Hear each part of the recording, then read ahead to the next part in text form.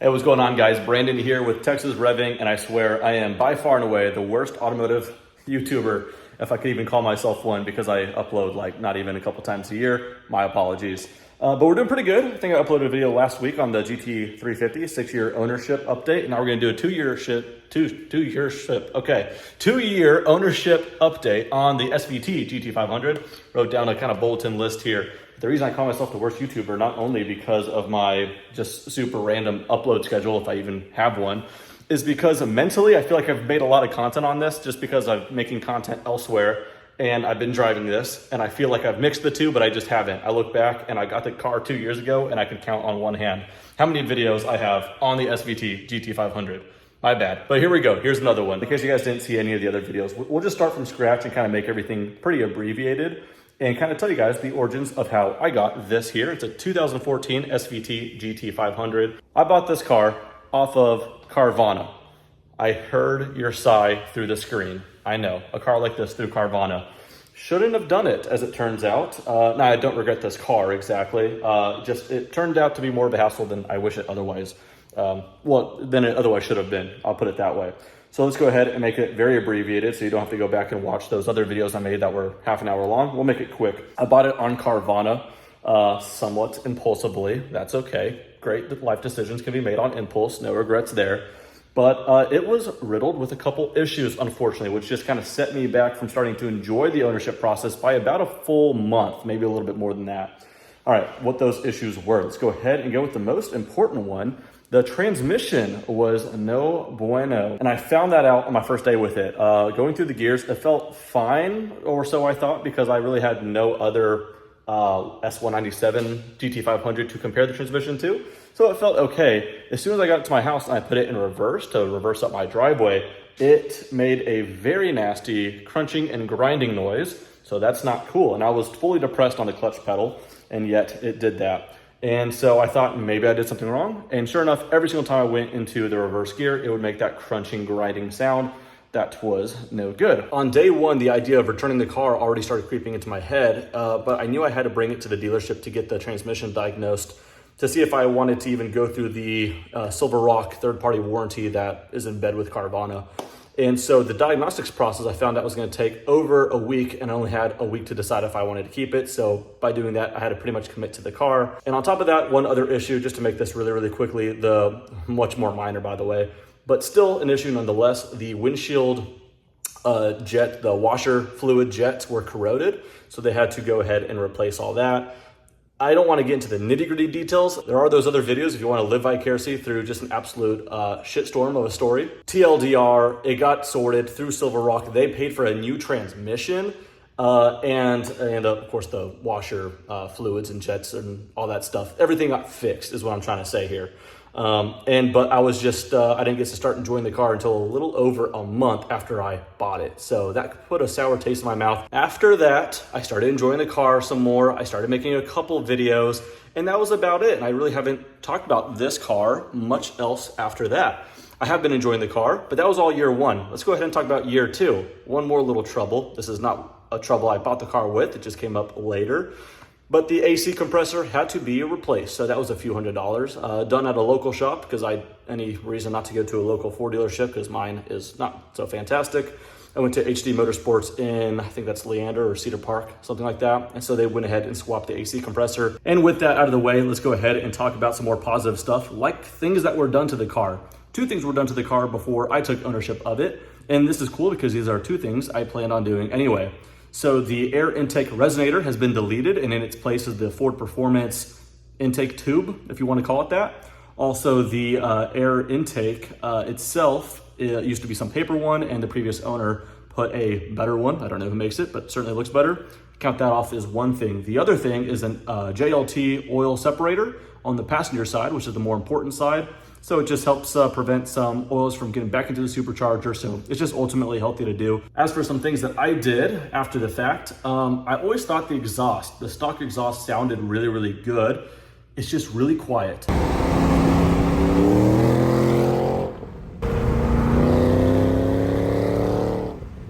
It's like hearing a song you like with the volume really low because you don't want to wake anyone. It's there, but it's just not where it needs to be. So I messed around with some stuff.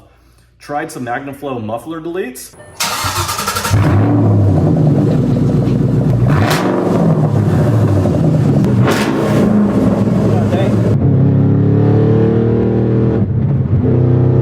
I felt like an absolute tool bag. It was hurting my precious little ears.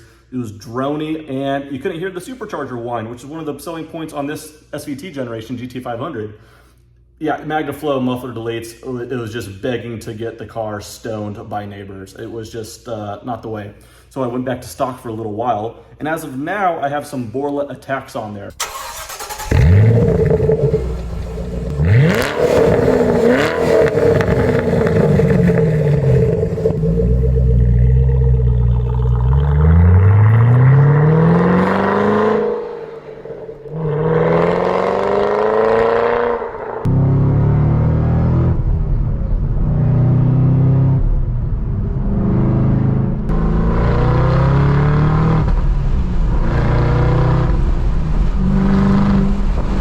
The sound, decibel levels, is much better. It's actually just about perfect. It's not too loud, but it definitely frees it up a little bit more, gives you a little bit more cracks and pops too. You still hear the supercharger whine, so it's a nice balance. But it's odd in that I'm happy in that sense, but I like the tone of the stock exhaust better. So kind of undecided. Right now the Borla system's still on there, and I still recommend it, but it's almost like your second favorite song on the right volume.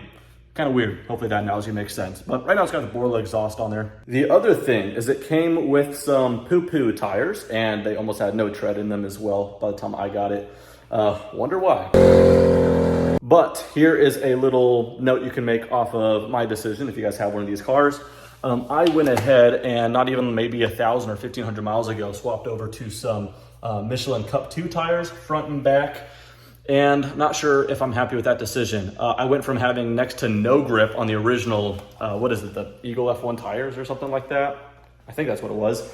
Almost no grip on those older tires to having, in my opinion, for what the ethos of the car is, maybe too much grip. So I might touch on that a little bit later, but these are the Cup 2s. I hear most people are happy with 4S's, and not that this is a modification by any means, but it looked like a remote control car before, went ahead and put a stubbier antenna on there. Now, I guess what I'll kind of close the video out with, although this isn't necessarily the end of the video, because this is probably going to take a little bit more time to talk about this, but let's just talk about the takeaways with this car. And the easiest way to do that, I just thought to put it in like a pros and cons list. And tell you what, for the pros and cons list, I'll flip the camera around and we'll have all the attention on the car because I'm tired of looking like a little vlogger. All right, so starting with the first pro, it's kind of just this broad term, but I'll try my best to hone in on it. And that is that it is one of the last of the modern classics.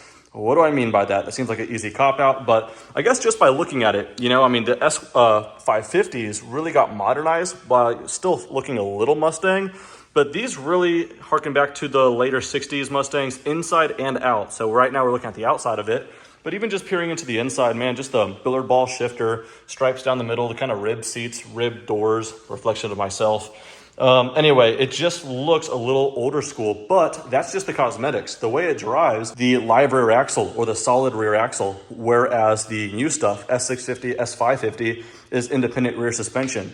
Better tech? Yes, absolutely. We all know this, but something to be said about this is the last thing that links the cars, the Mustangs from the 60s, and 2014 is the last year with that link being a solid rear axle. So that in itself, like I said later, could be a little double-edged sword, and we'll talk about that, but I'm certainly going to be putting it in the pros list as well. And so the next thing with that is the overall driving dynamic you get in combination with the live rear axle as well as narrower tires. Again, we're spoiled with larger tires on these. The GT350Rs and the new 500s are the same, being 305 in the front, 315 in the rear, and the non-Rs there being 295 front, 305 to the rear. If I'm not mistaken, I believe this is 265 front and 285 in the rear. And considering how much power this has, in case you guys don't know, we'll get there, or I can just tell you guys right now, it's 662 horsepower, which is impressive now, but imagine back in 2012 when this car was unveiled. So that's not a lot of contact patch for that much power relative to other cars nowadays. So with the last two things I mentioned there, narrower tires and the live rear axle, you get this idea that it is this modern classic. Modern in the way that, yes, it still has stability control and air conditioning. We've got LED lights. Speaking of which, I got the key with me, so let's go ahead and see those things. So it's modern because it's got these like cool modern tech pieces like this, but it still harkens back to some of the older Mustang stuff. Again, I just love these lights. 2013, 2014 Mustang lights are among my favorites. Immaturely, another big pro on my pros list here is of the S197 specific generation GT500s, that sweet supercharger whine.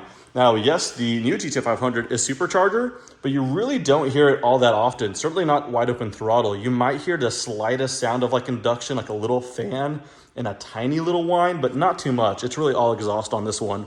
Whereas this, now with the Boreal exhaust, sure, I kind of took a little bit of that away, but certainly with the stock exhaust, this is just the generation of whine. All SVT is. Think about the Terminator, the SVT Lightning. SVT was the generation of supercharger whine, and this is really the last of that. And for the next pro, I'm gonna have to jump into the interior to tell you guys a cool bragging point this car has. Although the speedometer goes up to 220, the car doesn't, but hey, it gets close, goes to about right there. Ford themselves says they were able to do 202 miles an hour on the Nardo test track, and why not? I'm kind of biased, I want to take their word for it. But even Motor Trend tested it, and they got awfully close to 200 miles an hour, and they were at elevation and in the heat. So, for all intents and purposes, I have reason to believe this is one of the cheapest ways into the 200 mile an hour club from a stock car anyway. When I say cheap, that's relative, but you know, you could snag one of these for around 60,000 or even under with some miles. And to have a 200 mile an hour car out of the box, I think is pretty cool. That being said, it is the only Mustang to do over 200 miles an hour, well, factory anyway. And that makes it the third fastest Ford ever, with the newer Ford GT doing about 217, I believe, and the 0506 doing 211, and this here supposedly getting up to 202, makes it the third fastest Ford out of a Mustang. Kind of cool. And wrapping up with the pros list, once again, kind of just more of a broad thing to say here, but the fact that there was no transmission option, it is a manual transmission, 6-speed manual transmission only, 662 horsepower, and then the live rear axle. Rear-wheel drive, front engine, all that good stuff. So that's why, once again, wrapping up with the first thing I said, a classic muscle car.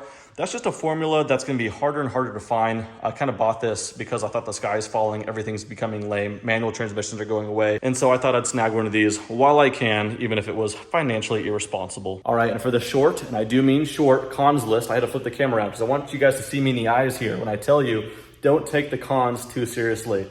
I don't want to hear it saying, oh, if those cons are serious, you bought the wrong car, all that stuff, because that's the truth. If these cons are important enough to you, this is not a car for you. What am I talking about? This is going to sound broad as well, but we'll hop on the inside and I'll kind of show you. But the car itself feels a little older than it really is.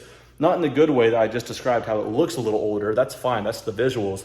But just the interior, I know it's a 2014 Ford, but I have a different 2014 Ford and I don't get the same feeling. Let me hop inside and I'll show you what I'm talking about. Again, the visuals being retro I like, but it is still very plasticky in general. I know you guys were expecting that word, but it is true. But really it's about the infotainment is just not that intuitive and looks really, really old. What's weird about that though is this is a 2014 and so is my SVT F-150 Ford Raptor, but they have different sync systems. The other one in the Raptor is so much more intuitive. It's broken up into 4 quadrants. You got your navigation, climate, entertainment, and whatever the other one was. I forgot, but it's so much easier to control. And this is a little bit more, I don't know, feels older than it is, I think. Also in 2014, rear view cameras were not mandated, yet the Raptor does have it, and it's a really, really good quality camera. Not even considering its age, it's just a really good backup camera. But in the 2013 and 14s, they didn't bother putting one in at all, even if you got it totally tricked out with every option. Maybe I'm wrong about that. Maybe a backup camera was an option, but I haven't seen it. I thought this car has every option that you can possibly have, minus the glass sunroof. But no backup camera, so, you know, take that for what you will. Not the biggest deal in the world. I don't think that's a deal breaker for someone buying this kind of car, but thought I'd mention it. Just the overall interior and this specific sync system just feels pretty old, not gonna lie. And the very last con I'll say, once again, is broad, and this is the one that might get me in trouble in the comment section, but you're just gonna have to hear me out because I'll sound like a hypocrite at first. And that is the overall driving dynamic about it is very, very linear. This is a specific car to drive when you're in a specific mood or you're just a specific person. And that being said, it is through and through a muscle car. We've already been over that. That was in the pros list. But the thing is, it's really just linear and that's the only job it can do. Actually, I would argue you can even daily drive it and it's not the end of the world. It's actually pretty livable in that sense. But I'm talking about when you're driving it for fun and just recreation and trying to enjoy the car, it is a one-trick pony through and through. And part of that kind of throws it into the pros list and why this thing might be kind of a cool future collectible in a decade or so, maybe even sooner. But the fact is that it is what you think it is. It's a muscle car through and through. Based off all the pros I just listed, that's what makes this thing just an absolute hoon. This thing is only good for being fun in two regards: going straight, very, very fast, or just completely being immature. Donuts, burnout, all that stuff. It is significantly better and more fun to do so in this than either of these two cars. By far and away. Something about that live rear axle. For a lack of a better way to say it, if you're trying to do hood rat shit, the SVT GT500 is the much better GT500. Although this isn't a comparison between these two. Maybe that's coming here before too long. Let me know if you guys are interested. So take that for what you will. If that's the kind of person you know you are, you want to do straight line speed stuff and then be a hoon, don't look elsewhere. This is perfect. But if I can only have one fun recreational car, I think I want a couple more party tricks than just that. I would say this is the Mustang equivalent of a sports car. This is the Mustang equivalent of, and the closest it could come to being a supercar. And this is through and through muscle car, top to bottom. I think people are going to be most happy with this car if that's the driving style they like, and or they're a collector and it sits within a collection. And then every now and then you're just in a certain mood to have this type of drive. I know I am every now and then. That being said, of the three cars in the last year, this one has seen the fewest amount of miles. That's not to say I appreciate it the least. I guess I'm just in that mood, whatever it is, less often. But when I'm in the mood, the car certainly does not disappoint. All right, so I know that was a lot of talking, but nonetheless, these were just thoughts that have built up over the last 2 years on the SVT GT500. So hopefully it was enlightening a little bit to you guys. But I know I need to show this car off some more and doing the fun stuff. We got to go out, hit the road. Now that it's got the new exhaust system on there, I got to do an updated point of view drive, even on a windy road, because why not? I know it's not meant for it, but we could do it. We'll still have fun. But I'll tell you what, we'll close out the video with a little startup, because why not?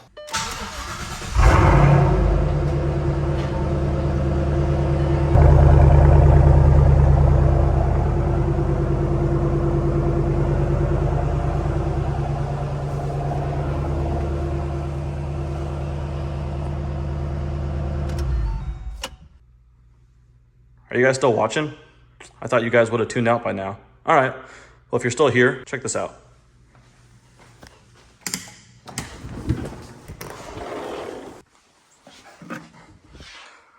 I caught a black widow. That's kind of neat.